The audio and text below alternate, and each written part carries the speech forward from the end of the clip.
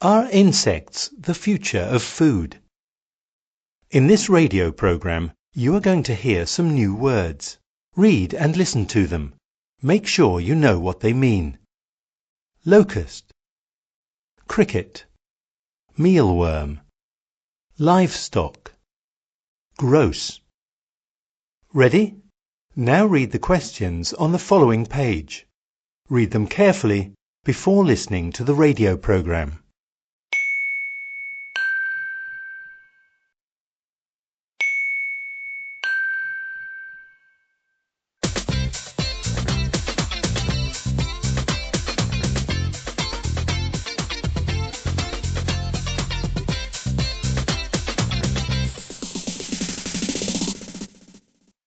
Are insects the future of food?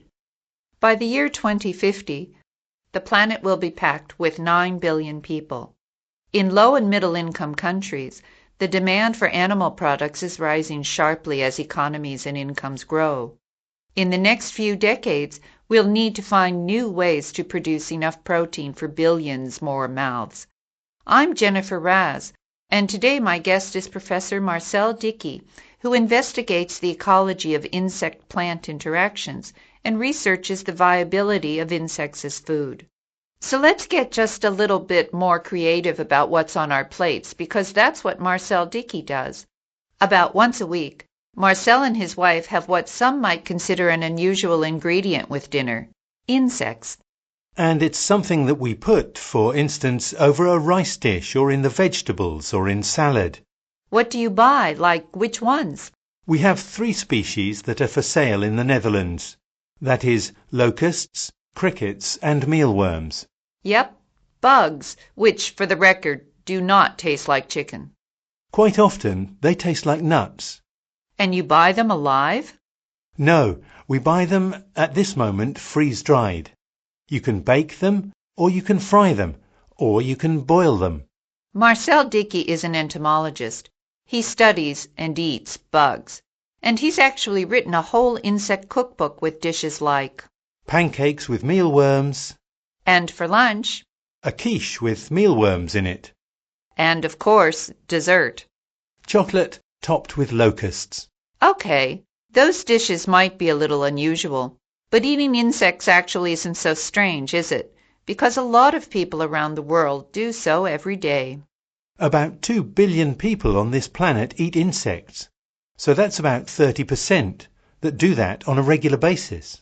Even if you're not eating whole crickets or caterpillars, you're still eating insects. You just don't always know it. Every one of us eats insects. It's impossible not to eat insects. Even if we don't want to? Even if you don't want to. And I'll give you an example. Okay, please. Tomato ketchup. Now and then, there will be one tomato that has a worm in it. And, well, not all those will be removed in the production process. And so a part of them will end up in the ketchup.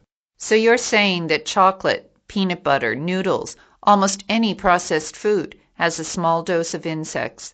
And in the not-too-distant future, do you think that we all might need to eat bugs out of necessity? The human population is growing very rapidly. It will grow to about 9 billion in 2050. How are we going to feed this world? We will have a third more mouths to feed. And, as the world population is increasing, it's also getting wealthier. And anyone who gets wealthier starts to eat more meat. A meat effect is something that costs a lot for our agricultural production, because, at the moment, 70% of all our agricultural land is being used to produce livestock. We can increase productivity a little, but we still reach our limit very soon. We could do much better if we changed from meat to insects. So, you see insects not only as a good alternative to meat, but as the future of food? Absolutely. Really? Insects are an excellent alternative because they need much less land than what's needed to produce regular livestock. Livestock is so inefficient because for 1 kilogram of beef that you will get on your plate, you need about 25 kilograms of feed. Insects are doing a much better job. You need only about 2.2 kilograms of feed for 1 kilogram of cricket meat. So, If we're going to be forced to produce food in a more efficient way, then switching from regular meat and livestock to insects is a very logical thing to do. And even in terms of calories, it's very good. 1 kilogram of grasshoppers has the same amount of calories as 10 hot dogs or 6 Big Macs. Professor Dickey, I see one pretty significant problem with all of this. What problem would that be? It's gross. Insects are disgusting. How could you eat them? Yeah, that's the thing that comes to mind most often. But if you rethink it very seriously, you look at an insect, you take a locust or a cricket, and you take away the wings and legs, and then you put that next to a nice shrimp. If you look at them, they're basically the same. And even from a biological point of view, they're very close relatives. But I can't even. I'm trying to be mindful and imagining biting into a locust, and it's just, I can't get there. But when sushi was first sold in the markets in the United States, eating raw fish was not something well accepted. Now you can eat sushi everywhere. Yes, that's true. So there's all kinds of foods that maybe at the beginning aren't easily accepted by everybody, but often they become popular after a while.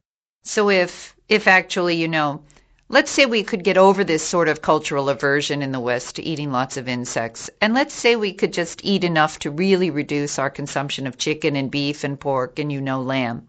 What would happen? I think we would have a world population with a sustainable production of animal protein. And ideally, we would have a world population that would eat less meat.